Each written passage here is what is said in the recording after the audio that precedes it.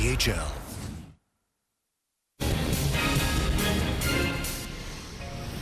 Yokohama, your tire.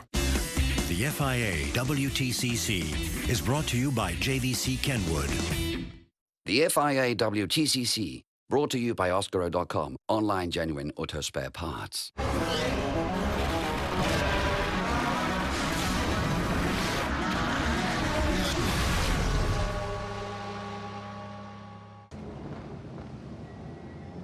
Gregoire de Moustier comes to the final spot on the grid. Citroën right at Chevrolet right at the back, Chevrolet right at the front with Hugo Vallant, our DHL pole sitter. Round 20 of the FIA World Touring Car Championship is about to begin here at Shanghai in China.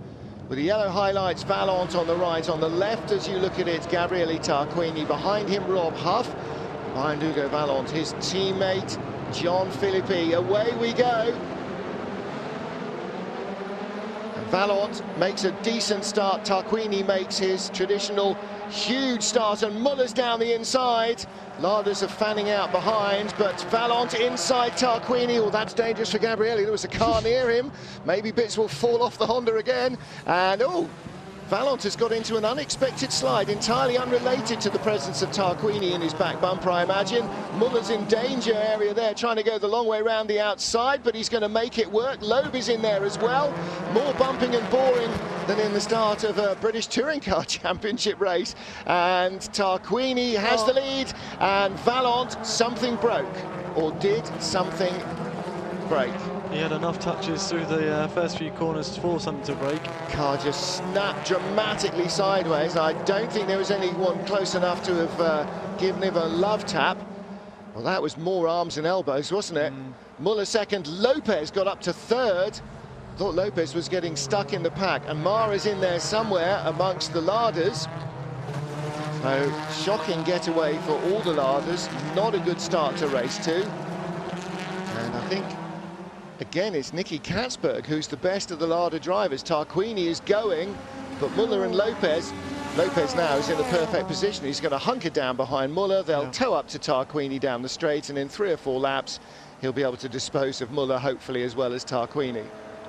I don't think he needs to rush this yet. John Philippi having a look at Rob Huff, who's in fact the best of the Larders, in 6th place. And Mar up the inside. He goes by Nico Lapierre.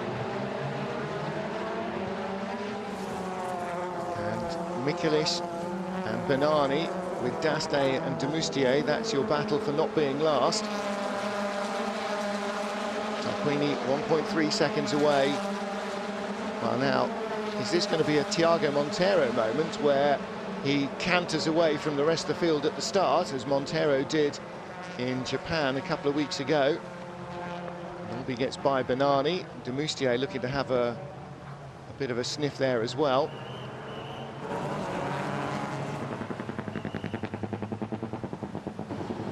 And Nicky Katzberg is in the pit lane. Not sure what happened to his car. Still got wheels and an engine. There's your race leader. Now, the thing for Tarquini that he's got to hope is that the Citroën racing drivers start to have a bit of a dust-up with each other. However, there are 3 of them in line astern. Lopez doesn't need to pass and can actually take a dozen laps if it requires it behind Ivan Muller for them to all tow up behind Tarquini. Unfortunately, they're probably a bit too sensible to have a fight between them at this stage, so Tarquini's doing a good job in making a break and making his tyres work early on. Let's just hope he can keep going. Monteiro was very good at the end of the race, so maybe that bodes well for his tyres, the back end of this 14 laps. Yeah, they got a bit more weight in the car after that win in Japan. However, as you say, I think the Citroën drivers are too sensible. Even if positions reversed, even if Lopez was in front and Muller had to get by him, he probably wouldn't be starting on lap 1 or 2. Mar nearly into the back of Monteiro. Behind him, the yellow car, Lapierre.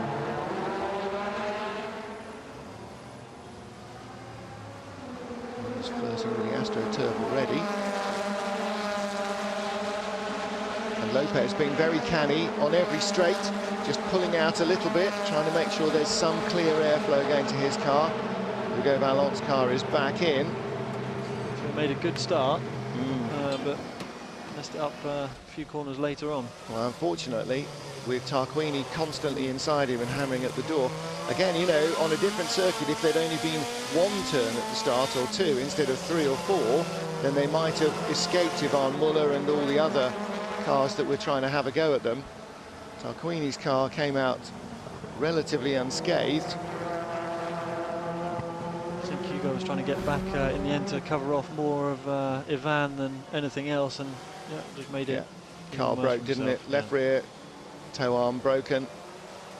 So the wheel steering itself. As soon as you lean on it then and the suspension squats, the front of the tyre pushes out, which is what you want when you're trying to make the car loose, but when it's unrestrained, it just immediately turns hard left. That drags the car into a spin. So we saw the aftermath. What we didn't see is which of the biffs caused it. I don't imagine that the stewards are going to be applying penalties there, because it was everybody having a go at everybody in the first couple of corners at the start of a race. And you have to be pretty committed as a steward in turn 1 or 2 to say to 2 guys fighting for the lead, well, that was a dirty move and you shouldn't have done it. They all had their elbows out, and there was a lot going on, so I think it was nice racing. It's just unfortunate that we had a dropout from it. Yeah, again, unfortunately, it would be nice to make the suspension stronger, but stronger means heavier, and heavier means slower in a racing car. And everybody tends still to follow Colin Chapman's great ethos, which was design a car and add lightness. Make it as weak as possible and only fix the bits that break when they break. Now it's with computers, it's an awful lot more sophisticated, but the principle remains, it doesn't need to be strong sideways.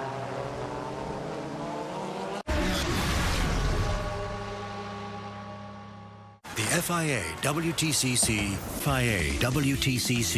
is brought to you by JVC Kenwood. Race leader Gabriele Tarquini in the Honda, last time round 152.6. 152.6 from Yvonne Muller, 152.8 from Jose Maria Lopez, 152.6 from Sebastian Loeb. So Tarquini 3 laps in, losing nothing at the moment to the Citroens. That gap still 1.3 seconds. He's losing 3/10 in the last sector and making it up in sector 2. So potentially he's working harder in sector 2 with where all the corners are, or sector 1 and 2. Yeah. And losing it in the potentially easier section for the tyres, but well, sector 3, of course, the 3 Citroens are all running nose to tail, correct, and so true. that will actually make them faster down the straight than Tarquini could possibly be on his own. So that would be logical. In the twisty stuff, running nose to tail with each other isn't helping and might be detrimental to them, but in the straight, it's definitely helping. Stefano D'Aste in the black, red and white Chevy, getting his sleeves rolled up, battling with John Philippi, who's gone front to back. Nico Lapierre and Mehdi Benani there. Huffy all abandoned. He's Billy No Mates in 5th place, isn't he? And then Tiago Montero already up to 6th. I'm afraid Mar looks like he's going by, and D'Aste down the inside of Philippi for 8th. And around the outside, Lapierre. And sneaking by him as a result comes Benani, who's been in rather more touring car races. So now Nico Lapierre, in the prototypes, there's not quite such concerted multi-car battling. This is more like a GT race, or the GT class in an LMP Le Mans style race. So this is probably the stuff that he would normally be catching up and trying frustratedly to get by. Now he's in the thick of it. D'Aste's car just in front of John Philippi. The man trying to put the moves in at the moment is Nico Lapierre in the yellow Lada. Philippi being a little bottled, or doing a little bit of bottling up of Mehdi Benani's red, white and green Citroen. So that just does give the Frenchman behind the opportunity maybe to plan a bit of a lunge if he can get close enough. will be this weekend. Normally is on a par with his teammates. Yep. Works Honda, but this weekend is really struggled. Well, actually, often this season he has been the best of the Hondas. But yeah, this weekend it's just not working quite the same way.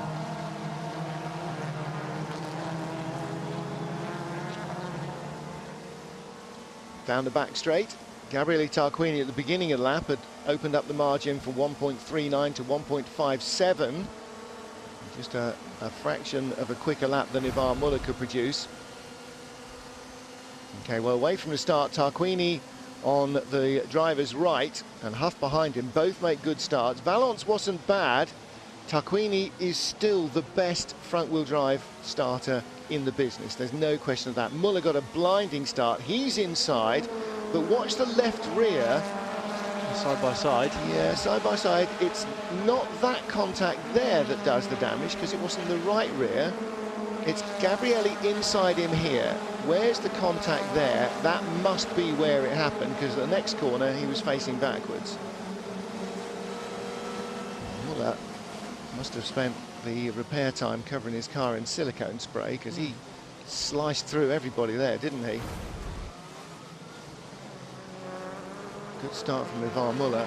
Got in front of Jose Maria Lopez, but there hasn't been enough of that this year from Muller's viewpoint. They can still smell Tarquini's tyres and brakes as much as see him. Muller just shaking off Lopez for a moment. Of course, once they get onto the back straight, Lopez will creep a little closer. And this time round, the gap down from 1.57 to 1.42, so it's seesawing a little.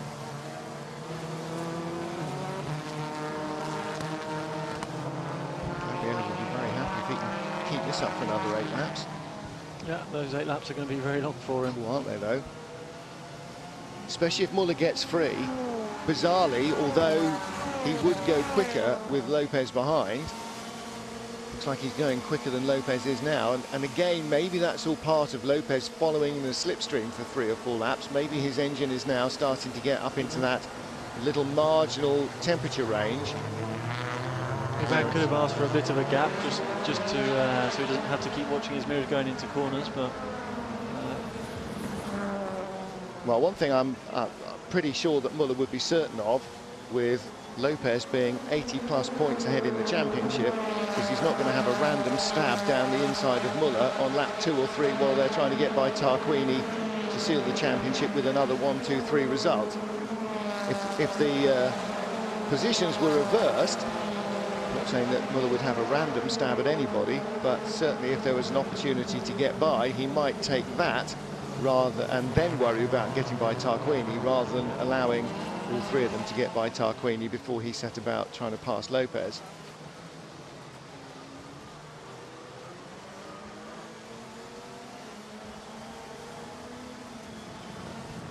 Now, well clear of the field. That's Huff's last lap time, 53.7. So 53.4 to lead him, 53.0 of Muller last time round. So the gap is the smallest it's been since lap 1. Muller squirms over the curbs, but he is closing down Tarquini.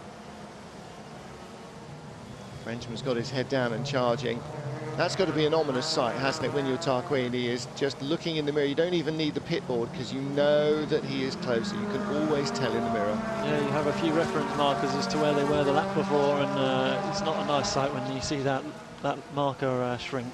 Yeah. But they know what they're doing. He'll keep his head down for as long as possible, and he just doesn't need to defend too early. He does that straight away, and he's going to have them all on his back. One of those situations where the driver has to ignore what's in the mirror, which is very easy to say when you're sitting in a commentary box watching it on the monitors, and very much harder to do when you know that they're coming. Yeah. And Gabriele had a bad first sector as well, that lap, where he was normally strong. Or did the Citroens just have better? Yeah, all the 3 Citroens were under 43 seconds in sector 1, and Tarquini wasn't. That's in 9th place. He'll be pleased if he can hang on to that head of Banani. And Nico Lapierre, John Philippi, 4th on the grid. He really got shuffled very strongly, didn't he? I don't think he's been in that sort of 100% arms and elbows situation at the start. Where he normally qualifies, it's a little bit more random, but at the front there he was in the shark tank. and I think it showed. He got eaten up and spat out.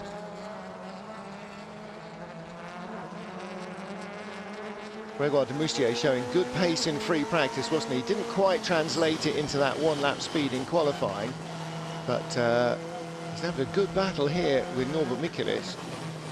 Again, battling with a guy like Michelis, who he, you know, has got respect for, because he, although they're not that dissimilar in age, you know, Norby's been in the championship a long while. He's a champion. He's won races outright as well as in the independence category.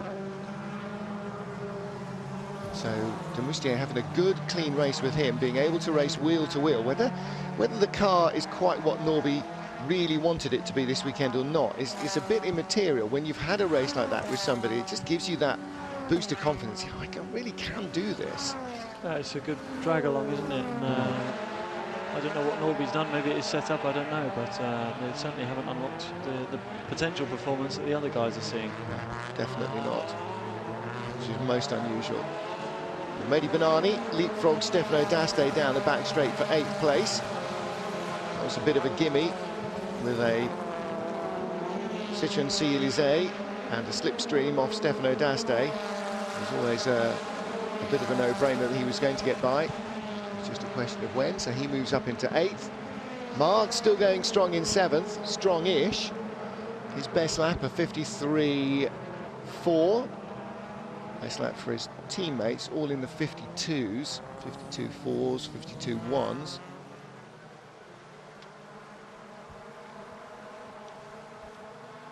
Very sweet. Somebody enjoying their day at the races. Everybody just a little twitchy on the perch at Castro Honda. That coming down, not in big increments. But Ivan is creeping up closer.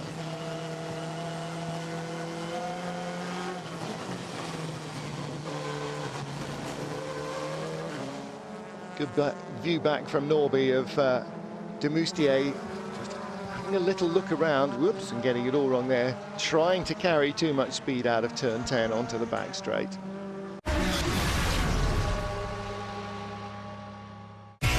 Where performance matters, you'll find Total Quartz.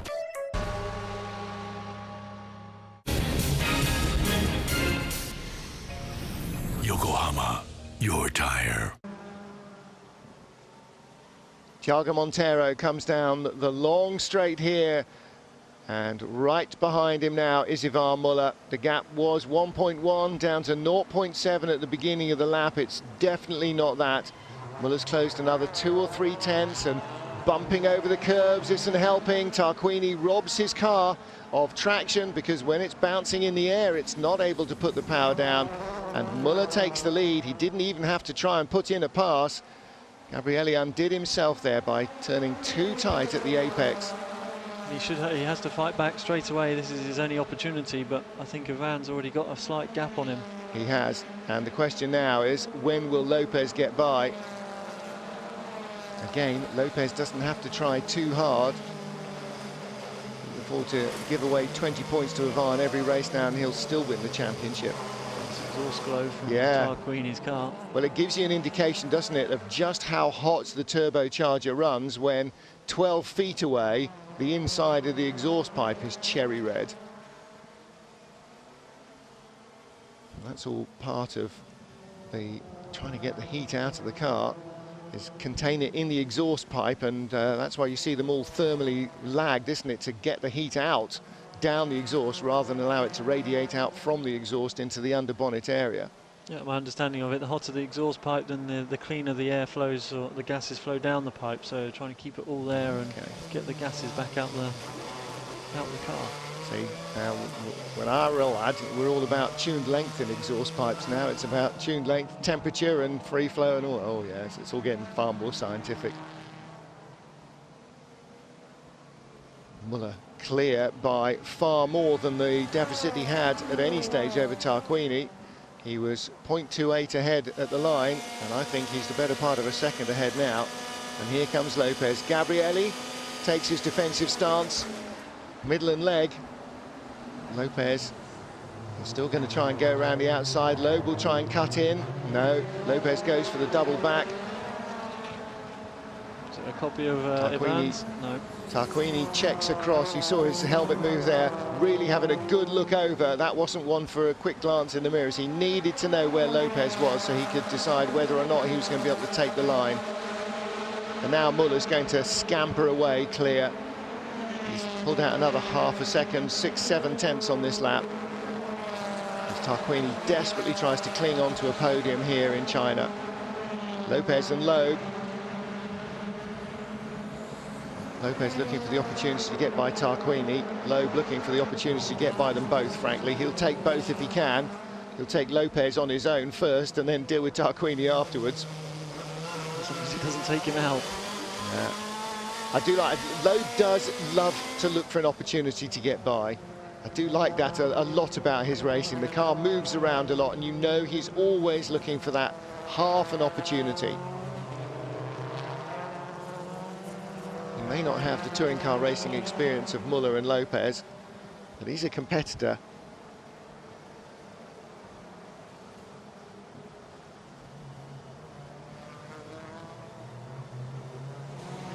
That's just helping a little. Tarquini not feeling the pressure quite so much from Lopez now, because Loeb's been sniffing around and Lopez is having to just be a little cautious about where he shows himself. Because losing one place to Ivan Muller is understandable. Losing a further 3 is verging on the unforgivable, even with the points lead he's got.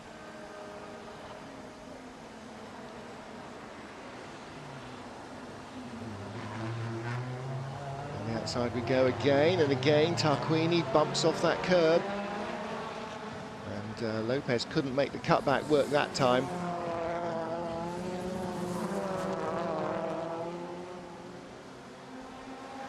Interesting that Ivan seemed to have more pace, isn't it, than Lopez has got? Yeah, I think Tarquini got set up quite well from Ivan, didn't he? And he wasn't going to fall for it again, which is what Lopez is trying to do to him. So, wise old man, Tarquini, he's not going to be fooled twice. Well, he and Ivan have been racing touring cars against each other for many, many years as well, dating back to Alfa and Audi in the British Touring Car Championship in the 90s.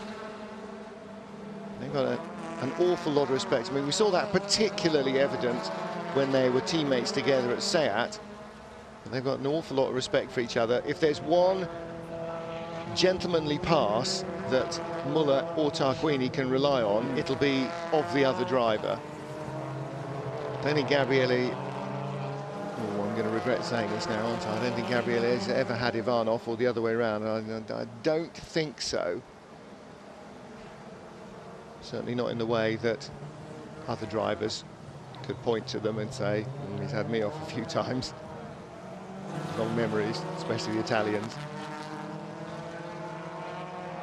So Lopez, we saw in qualifying, has a bit of a unique style through this corner, short shifting 2 gears, not just 1, 2 gears to get onto the back straight. And puncture for Stefano D'Aste. That's a shame. He was really enjoying his race. And he was in 9th place. Is that a legacy of running over somebody else's accident damage, or of a biff of his own? Tarquini again on the inside. This time avoids the curb, but he does run out wider, and Lopez has got good traction and was waiting for that opportunity. Really tucks in front again. Lopez can't Chilton him and out-drag him to the line there. To wait and see exactly what he's got. Quick lunge up into turn 1, maybe. Not from there. He had a thought about it, didn't he? He's jinking around in the mirrors, but there just wasn't enough of an overlap.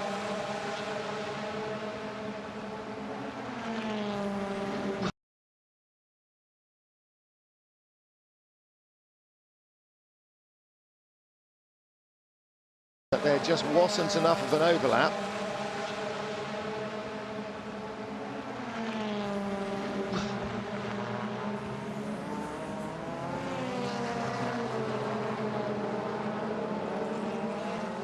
All over the back of him at the moment, really trying to make something happen, piling the pressure on Gabriele.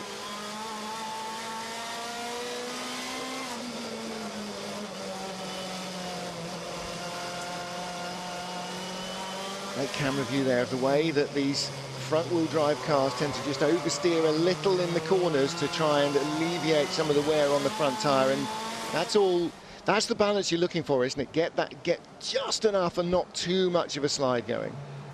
Yep, controlling the slide with the front wheels and the throttle pedal, just to keep forward momentum going, and it's a nice camera angle to see.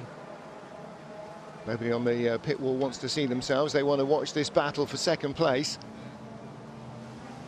Someone's listening to you. Yeah. Muller's gone. Last time round, 3.2 seconds ahead of the battle for second. And while Lopez can afford not to have to make a pass on Tarquini, he still wants to make a pass on Tarquini. He forces Gabrielli deeper than we've seen before now under braking. And this is where, as a driver, James, you've got to think on your feet. You know, plan A isn't working, then the driver in front of you does something completely different, and suddenly you're trying to work out, how can I use this to my advantage?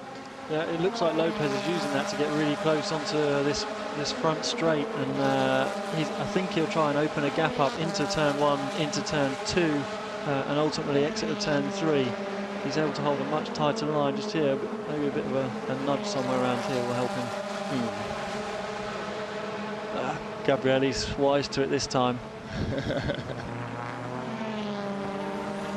Tarquini doing a great job. If he hangs on for second place, it will be very well earned. There was a little tap mid-corner there, but lucky for Gabrielli, the next corner is a right-hander, so he controls that line. Needs to fight another turn. Ivan Muller, 3.5 seconds clear of this battle. He's going to go on to win this race. That'll be win number 5 of the season for Muller. A win apiece for he and Jose Maria Lopez. And the difference here is that Muller was second in race 1. Lopez won it, whereas Lopez looks as though he's going to be third here. So Ivan will reclaim 3 of the 4 points that he lost to Lopez in qualifying.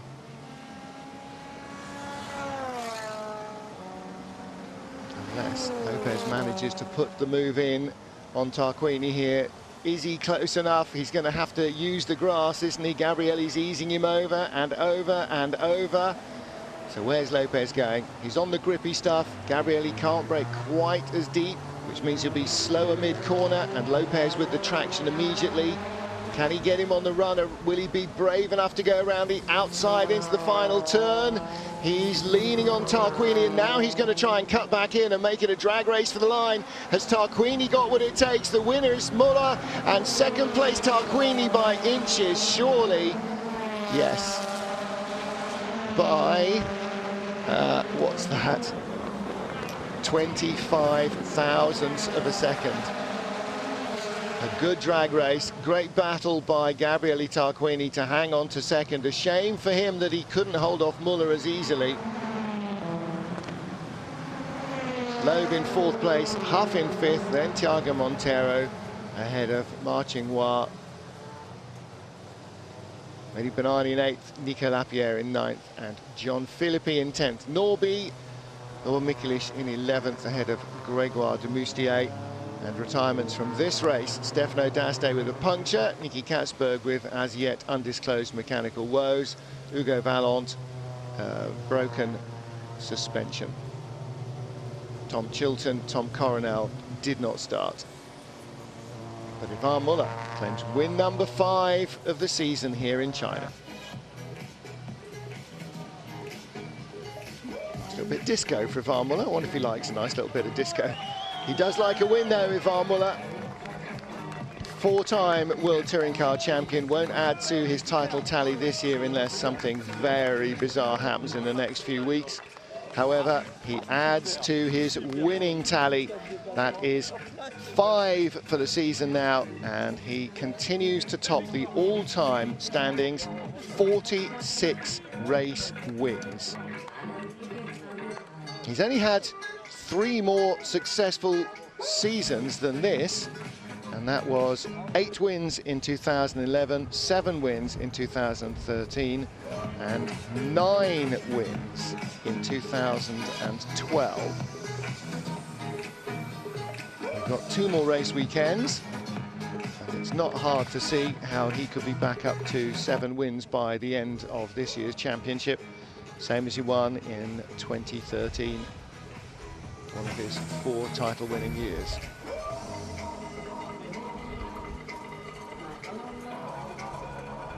So Gabriele Tarquini, second by inches. I'm not sure quite what speed they're doing across the start-finish line, but 25 thousandths of a second is not a great bit of real estate covered at any space. So that was a very close, near photo finish from Gabriele Tarquini ahead of Jose Maria Lopez.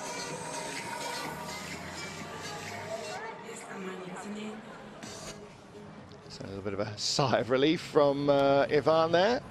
Hot work in the car as ever, and as ever waiting to have a chat with him when he returns is Alex Le Gui. Ivan goes for a little pre-interview meander. Well, let's hear from our race winner. He's with Alex. Another Citroen win. Huge smiles from this gentleman here. Ivan, that was a brilliant drive. A fantastic overtake of Gabriele. Well, I have to say that there are a few people who are probably very pleased about that. Fantastic result, well done. Yeah, fantastic result, especially after the beginning of the weekend where, to be honest, on qualifying I wasn't sure to be in the top 10. Then qualifying was so-so. I did 2 great starts on both ways. The boys give me a great car, and then when I arrived behind Gabriel, I knew I didn't have a lot of opportunity to overtake him, so I knew it will be immediately or never. You've had a few tough weekends, haven't you? This must make quite a difference mentally for you. Yeah, for sure, but you know, a hard weekend is part of the job of the driver, so it's at this moment we can see if a driver is strong or not. It's nice to see that smile back there, Ivan. Thank you. Always nice to see the smile. Gabriele smiling as well. It was a long, hard race for Gabriele, and just, you know, that one pass, Ivan did come up fast behind him.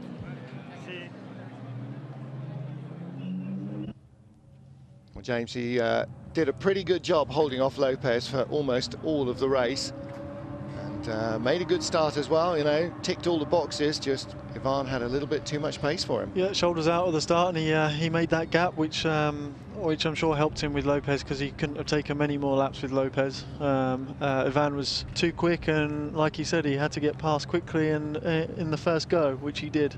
And Gabriele didn't have an answer for it, but second is a phenomenal result for him this weekend. Yeah, good effort from Gabriele Tarquini indeed. And you get the same number of points for second in race 1 as in race 2, so it's not like there's less points.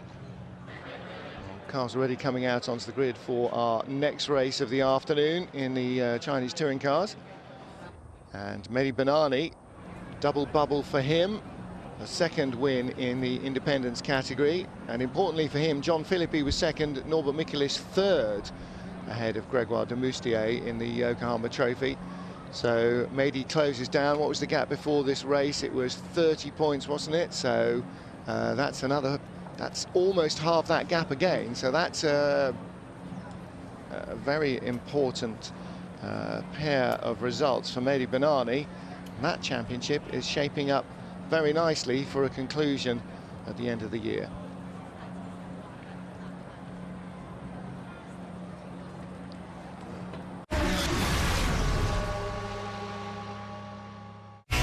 Where performance matters, you'll find Total Quartz. The FIA WTCC is delivered by DHL.